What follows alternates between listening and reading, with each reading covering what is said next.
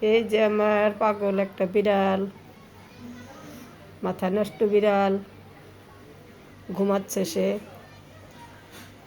সকালবেলা সে cat food খেয়ে পরে ঘুমাচ্ছে। সে সারা রাত ঘুমায় না, সারা রাত সে দুষ্টামি করে। রান্নাঘরে সে বাটি ফেলাবে, এটা ফেলাবে, ওটা ফেলাবে।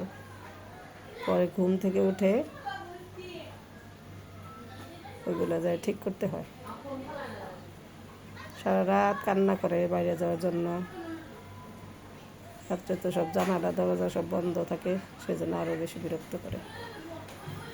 কিছু দেখতে পারে না, এই জন্য বিরক্ত করে বেশি। এখন সে ঘুমাচ্ছে।